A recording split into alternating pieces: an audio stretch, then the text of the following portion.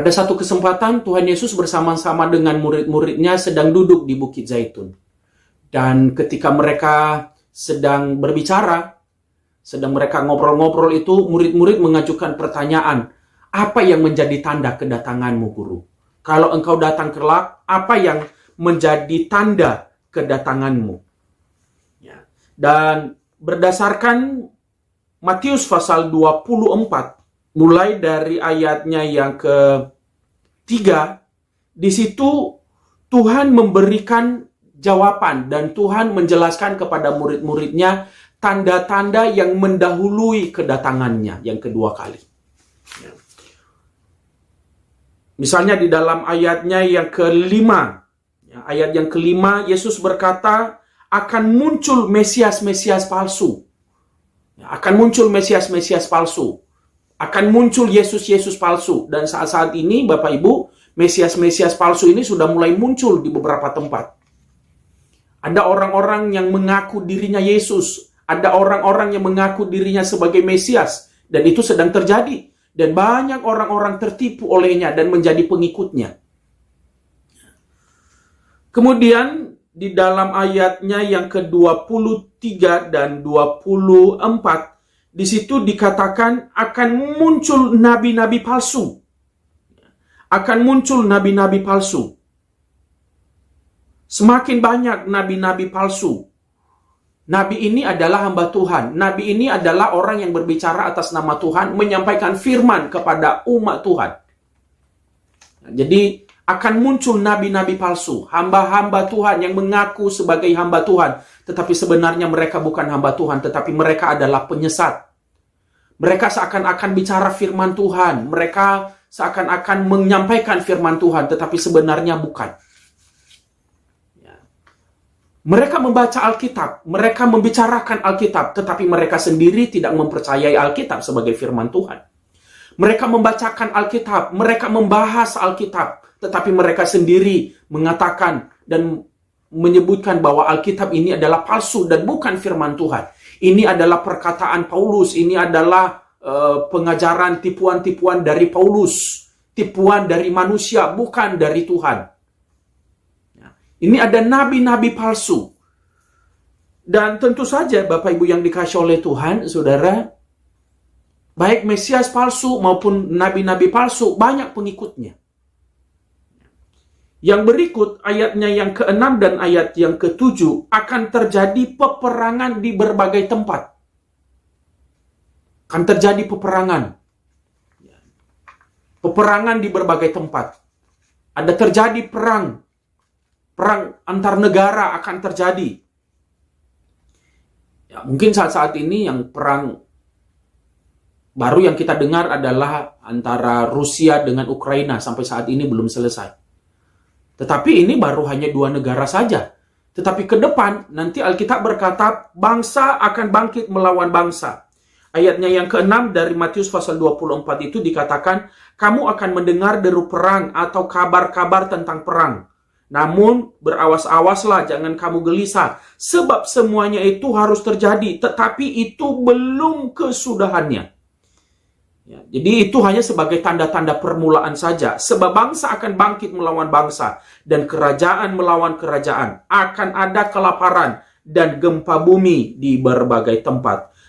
Akan tetapi semuanya itu barulah permulaan penderitaan menjelang zaman baru. Itu beberapa tanda-tanda. Kemudian tanda selanjutnya yang disampaikan oleh Yesus di dalam ayatnya yang ke-9. Di dalam ayat yang ke-9 itu dikatakan, pada waktu itu kamu akan diserahkan supaya disiksa. Dan kamu akan dibunuh dan akan dibenci semua bangsa oleh karena namaku. Ya, jadi kalau saya boleh bahasakan dalam bahasa sehari-hari, menjelang kedatangan Yesus Kristus, orang Kristen, para pengikut Yesus akan mengalami diskriminasi. Ya, diskriminasi akan semakin meningkat. Diskriminasi dalam banyak kesempatan. Orang-orang Kristen akan mengalami diskriminasi dalam banyak bidang.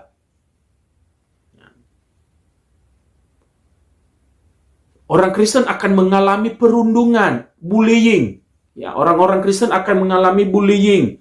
Bahkan sampai membunuh orang-orang Kristen. Ya. Sampai mereka membunuh orang-orang yang percaya kepada Kristus ini.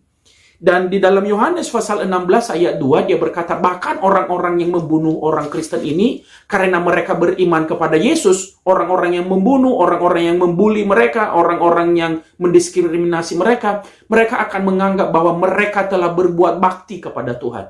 Mereka merasa telah melakukan perintah Tuhan.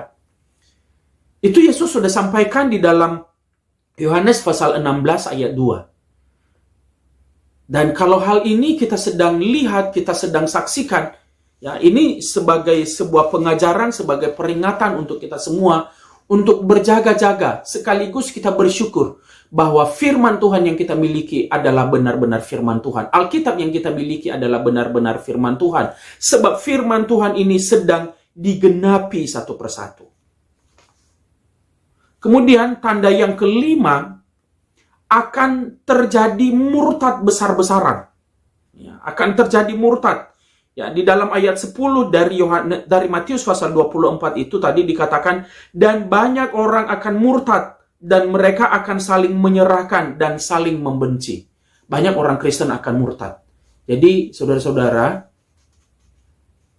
semakin dekat dengan kedatangan Tuhan Yesus, saudara juga akan mendengarkan, semakin sering saudara akan mendengarkan, orang-orang akan murtad. Orang akan meninggalkan Kristus.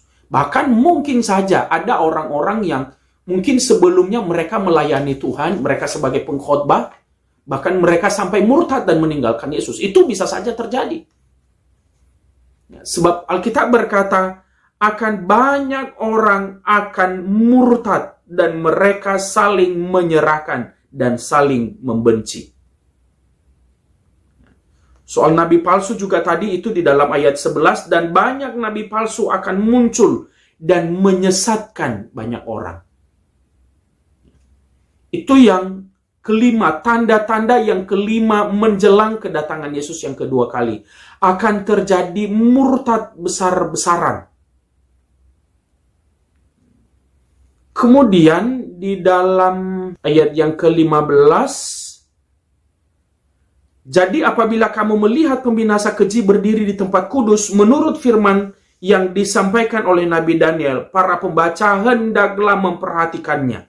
Ya, jadi artinya bahwa pembinasa keji akan berdiri di dalam rumah Tuhan, di tempat kudus. Artinya orang-orang yang membenci Kristus. Ya, memang kalau di dalam pelajaran Daniel, ya kitab Daniel, kalau kita mempelajari secara khusus, ini nanti akan mengarah kepada antikristus. Ya. Tetapi kalau kita bisa mengatakan orang-orang yang menghalangi orang beribadah kepada Kristus juga itu adalah antikristus. Ya. Dan ketika pembinasa keji berdiri di dalam bait suci, di dalam tempat kudus, hendaklah waspada. Jadi ini juga sekaligus berarti tempat kudus ini nanti harus ada. Ya, tempat kudus ini harus ada. Artinya bait Allah harus ada. Ya, memang ini kan tempat kudus ini bagi orang Israel. Ya, tempat kudus bagi mereka adalah bait Allah mereka. Bait Allah mereka. Nah saat ini kan bait Allah belum ada. Nah mungkin berdasarkan ayat ini, kalau tidak ada bait Allah orang Israel sekarang ini, sementara Alkitab berkata bahwa pembinasa keji harus berdiri di dalam tempat kudus. Artinya, sistem ibadah orang Israel ini harus dipulihkan. Sistem ibadah orang-orang Yahudi ini harus dipulihkan. Itu sebabnya supaya pulih salah satunya adalah harus ada bait Allah. Berarti mereka harus membangun bait Allah. Ya memang Bapak Ibu yang dikasihi Tuhan, ada kelompok-kelompok Kristen, pemimpin-pemimpin Kristen, ada sebagian mengatakan kalau ini bicara tentang hal ini seperti ini, mereka mengatakan ini adalah sebuah teori konspirasi. Tidak apa-apa. Itu pemahaman rekan-rekan hamba-hamba Tuhan, para teolog, tidak apa-apa. Ya, mungkin itu dianggap sebagai konspirasi karena dianggap bahwa penggenapan ini, soal bait Allah ini, atau pembinasa keji berdiri di dalam bait Allah ini hanya dipahami secara rohani. Tapi saya juga mau katakan bahwa segala nubuatan Alkitab ini harus digenapi. Ada yang secara harafiah dan juga secara rohani. Ini harus digenapi. Nah, jadi firman Tuhan baik secara jasmani, secara harafiah, maupun secara rohani. Firman Tuhan pasti digenapi. Nah, tentu ini nanti akan ada pembahasan tersendiri, tetapi setidaknya kita mengetahui bahwa salah satu tanda kedatangan Yesus yang kedua kali adalah pembinasa keji akan berdiri di dalam tempat kudus. Dan tempat kudus itu harus ada, harus dibangun. Dan ini juga lah nanti yang menyebabkan orang Israel akan dibenci oleh seluruh bangsa di seluruh dunia.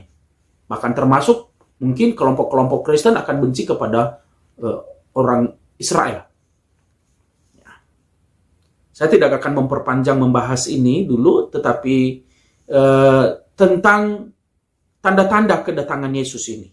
Ini yang saya mau bicarakan.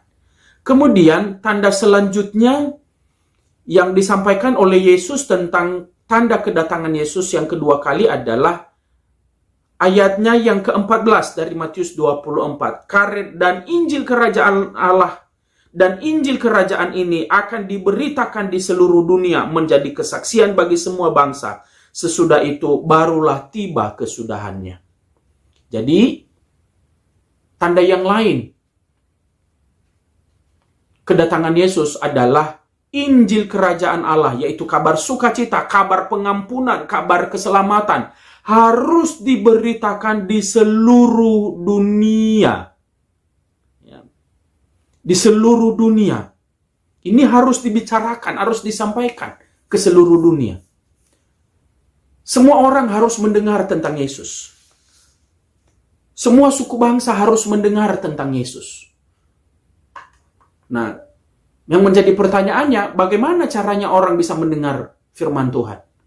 Salah satu caranya adalah Yesus berkata di dalam Matius pasal 28 ayat 19 dan 20, dia berkata, "Pergilah, jadikanlah semua bangsa muridku, dan baptislah mereka dalam nama Bapa dan Anak dan Roh Kudus.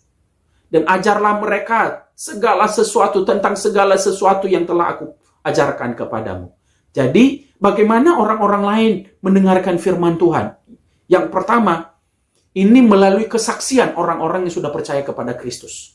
Semua orang Kristen, semua orang yang percaya kepada Kristus harus menceritakan kabar sukacita ini, harus memberitakan kabar selamat, kabar sukacita, kabar keselamatan, kabar pengampunan ini kepada semua orang.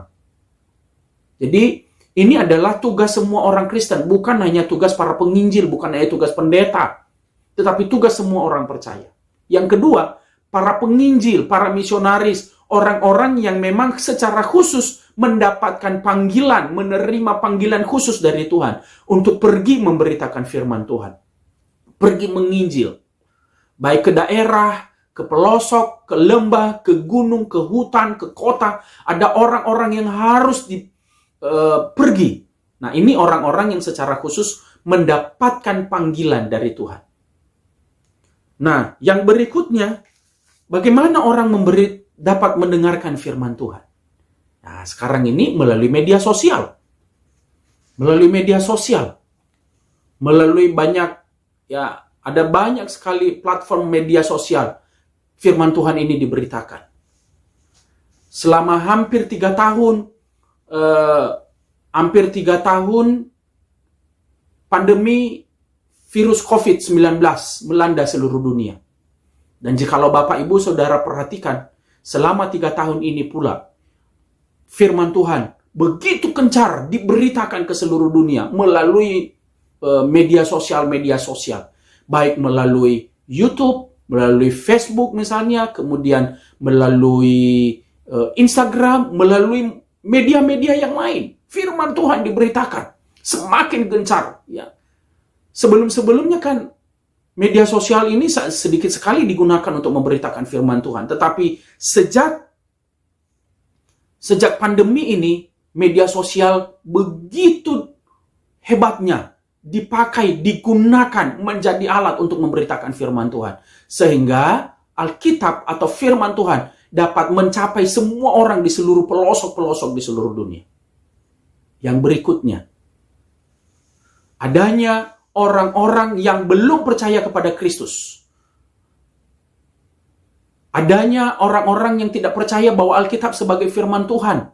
Tetapi mereka membahasnya, mereka mempelajarinya, mereka mengajarkannya, meskipun dengan tujuan yang tidak tulus. Jadi ini adalah sebuah cara. Coba Bapak Ibu yang dikasih oleh Tuhan.